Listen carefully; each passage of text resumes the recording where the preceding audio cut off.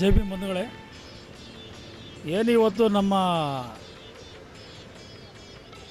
ಸರ್ಕಾರ ಏನು ನಡೀತಾ ಇದೆಯೋ ಆ ಸರ್ಕಾರ ಇವತ್ತು ಹೆಂಗೋ ನಮ್ಮ ಮಾದಿಗರ ಮೇಲೆ ಕರುಣೆ ಬಂದ್ಬಿಟ್ಟಿದೆ.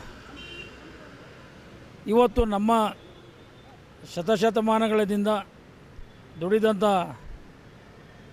ನಮ್ಮ ಕವಿಗಳು, ಹೋರಾಟಗಾರರು ಮತ್ತು ಹಲವಾರು ಸಾಹಿತಿಗಳು ಸಹ ನಮ್ಮ ದೇಶದಲ್ಲಿ ಯಾವುದೇ ಒಂದು ಜಾತಿ ಜನಾಂಗ ಹುಟ್ಟೋದಕ್ಕಿಂತ ಮುಂಚಿತವಾಗಿ ಜಂಬೂದ್ವೀಪ ಹುಟ್ಟಿದೆ.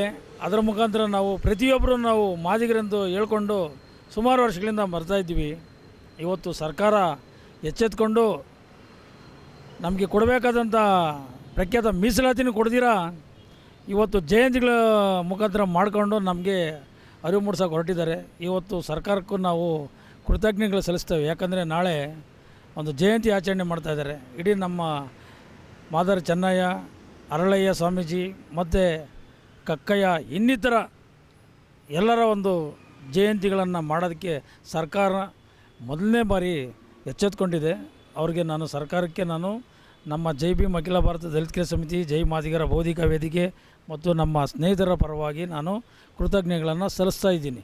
ಆನಂತರ ಸರ್ಕಾರ ಇವತ್ತು ಏನು ಎಚ್ಚೆತ್ಕೊಂಡಿದೆಯೋ ಇವತ್ತು ನಮ್ಮ ಸಮುದಾಯನೂ ಇವತ್ತು ಇಡೀ ಇತಿಹಾಸದಲ್ಲಿ ಎಲ್ಲ ಪ್ರಚಾರಗಳಲ್ಲಿ ಮಾದಿಗ ಸಮುದಾಯ ಪತ್ರಿಕಾ ಮೂಲಕ ನಾವು ನಮ್ಮ ಜಾತಿ ಇದೆ ಅಂಥೇಳಿ ಪ್ರತಿಯೊಂದು ಕಡೆಯೂ ಇವತ್ತು ಹೊಗಳ್ತಾ ಇದೆ, ನಾವು ಅನ್ನೋದು ಗುರುಸ್ಕೊತಾ ಇದ್ದಾರೆ.